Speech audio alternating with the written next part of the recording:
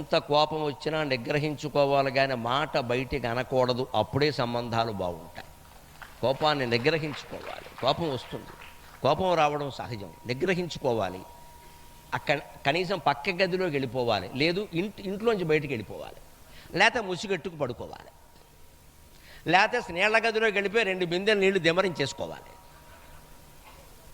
అంతేగాని కోపాన్ని ప్రకటించకూడదు. ఆ మాట మనకి చెప్పింది ఎవరో తెలుసా అమ్మ?